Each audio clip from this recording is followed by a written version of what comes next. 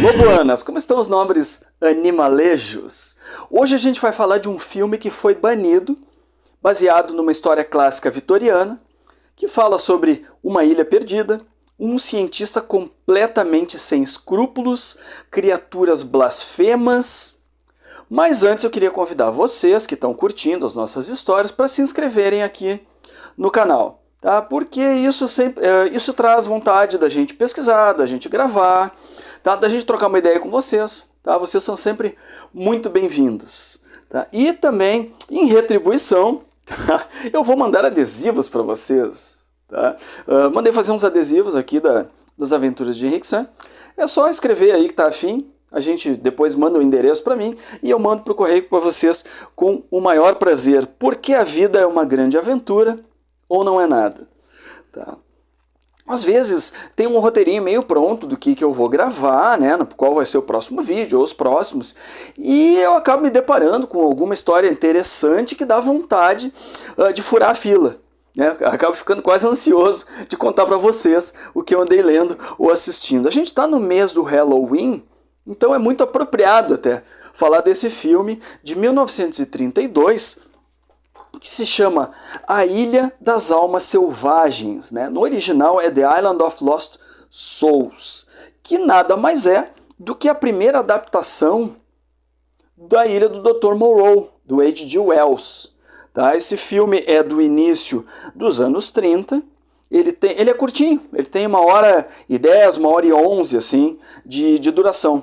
E ele veio meio que na esteira, né, meio que surfando a onda do ciclo clássico dos monstros da Universal.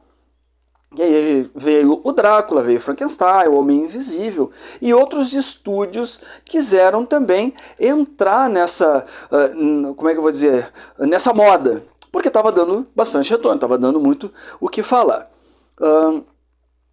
A Paramount foi um desses estúdios. Lançaram o Jekyll and Hyde, né, o Médico e o Monstro, de 1931, e depois vieram com esse aqui, tá? Que veio logo depois, em 32. A gente vivia uma época chamada pré-código. O que aconteceu? Nos anos 20 e no início dos anos 30, o cinema acabou virando uma terra de ninguém.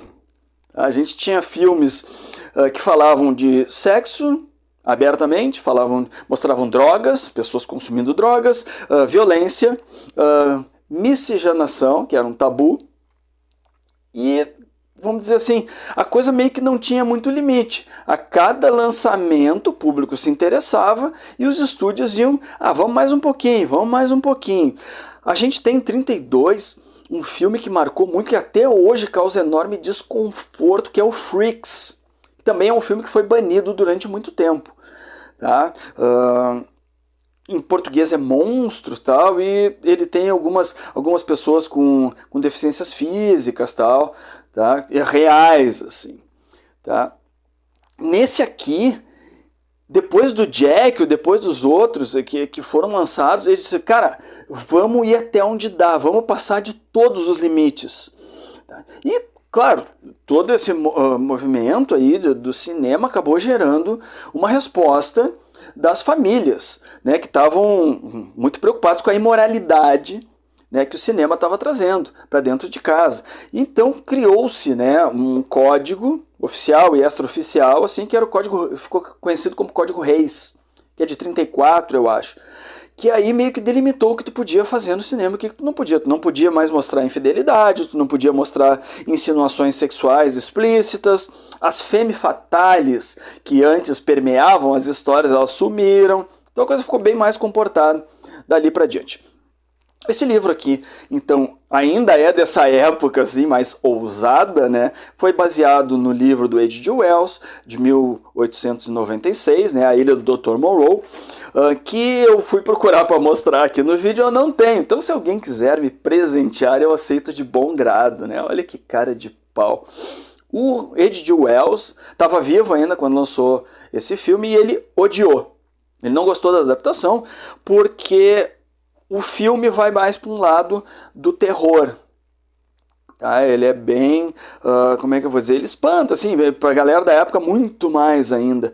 E o livro, o H.G. Wells achava que ele tinha mais uma conotação de ética, falava de moral, religião, limites da ciência, tá? Era uma coisa um pouco mais, discussão mais profunda. Tá?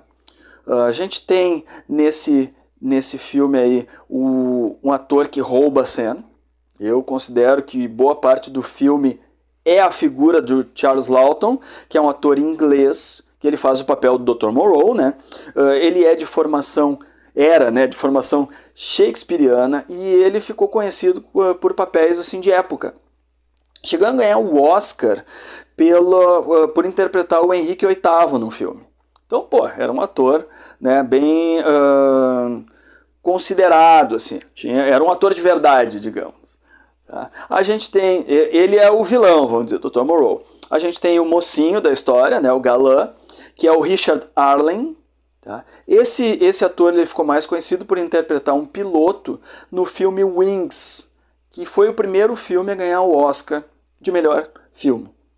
A gente tem a mocinha, né, que é a Leila Hyams, ou Hyams, tá? Que ela teve uma carreira muito curta.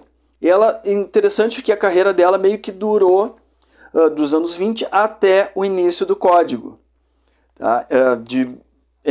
Mas nesse meio tempo, ela fez 50 filmes. Então, vamos dizer assim, fez bastante filmes antes de se aposentar. E a gente tem uma personagem, que é a Lota, que é quem domina, digamos, a capa e os cartazes, etc., cujo personagem foi envolto em grande mistério. Ela seria a Mulher Pantera. E ela foi interpretada pela Kathleen B. Burke, que reza a lenda, ou reza a publicidade do estúdio, ganhou o papel depois de participar de um concurso nacional em que 60 mil atrizes se inscreveram.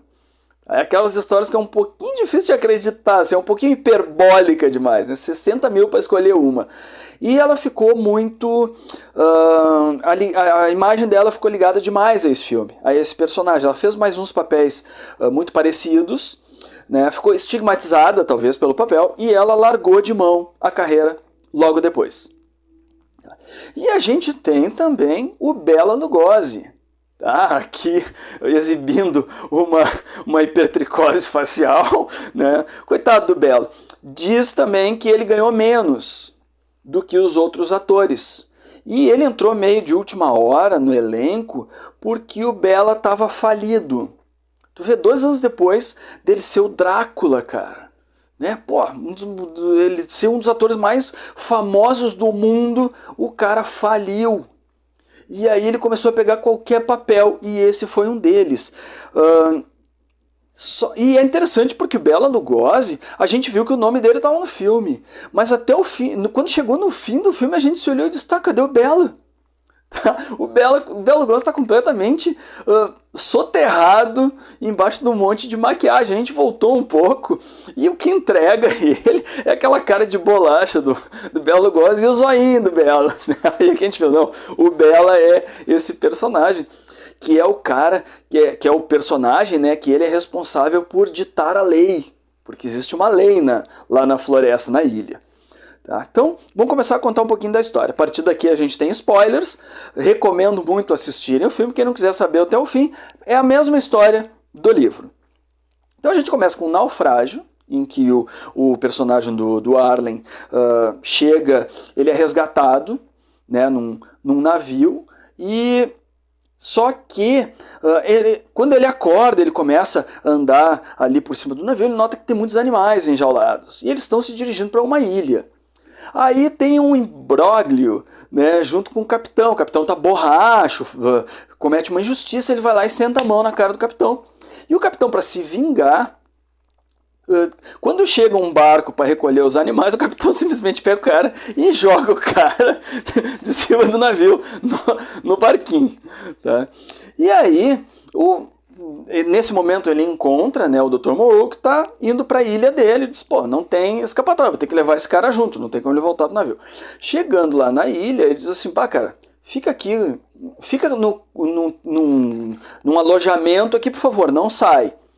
Tá? E o cara acha meio estranho, o cara nota que no caminho ele se encontra com alguns habitantes da ilha, né, que tem um aspecto bem estranho, assim, que ele não consegue descrever muito bem como é que é, mas incomoda ele. E aí, em determinado momento, ele sai desse alojamento e ele entra lá numa sala e ele testemunha uma vivisecação. Cara, eu não tinha me dado conta do que era isso, essa palavra. Vivisecação, gente, é quando tu disseca um animal vivo para fins de pesquisa, tal. E a criatura, digamos assim, está urrando de dor. Tá? É uma cena bem forte, assim. Tá? E tanto que depois chamam esse local, aí algumas vezes se referem a ele como a Casa da Dor, que todos os habitantes têm medo. Aí o Dr. Moreau, com muito orgulho, muita pompa, né? Porque o personagem do Charles Laughton, ele é muito fascinante, né? Ele é sardônico, tá? Ele é travesso, ele é extremamente afetado. Tá? Ele é capaz, só que nessa figura assim estranha, ele passa medo até, porque ele é capaz de qualquer coisa. E aí ele conta a história dele, que ele fugiu da Inglaterra porque ele estava fazendo uns experimentos. O Dr. Moreau, ele estava transformando animais em seres humanos, tá? Através de cirurgias, através de transfusão de sangue. E aí o cara se dá conta, essas criaturas que estão aqui são todos animais que estão se humanizando. Tá? E o Dr. Moreau, ele trata muito mal todo mundo. Tá? Ele tem uma hora que ele pega a personagem, e tem a personagem da Lota, né, que é uma mulher pantera, que é uma pantera que ele está transformando numa mulher, que para nós, pra gente que está assistindo o filme, é somente uma mulher, né, com a sobrancelha levantada, assim, tal, né, não tem nada de pantera. E ele, uma hora ele pega ela pelo cabelo, tal, ele trata todo mundo que nem bicho. Tá?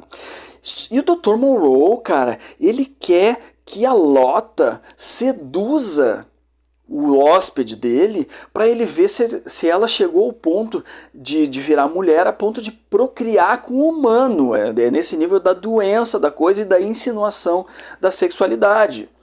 Tá? E ela é um bicho completamente inocente. Tá? Então tem essa dicotomia assim, do que o cara quer fazer com ela não entendendo o que está acontecendo, porque no final das contas ela é um animal. Tá? E eu falei que ele trata todo mundo como bicho, ele tem um chicote que ele estala, ficam os habitantes, os animais, né? Todos eles ficam com medo, tal, e tem as regras que humanizam, que o Bela ele é responsável por relembrar todos, né? Quando eles vão numa aldeiazinha lá, que é uma cena que bem impactante assim também, quando tu vê aquelas criaturas todas diferentes. Bom, lá pelas tantas a noiva do sujeito, né, ela vai atrás dele, porque ele não estava dando notícias, tal, descobre onde é que era a ilha e vai até lá com outro capitão que leva ela. Tá?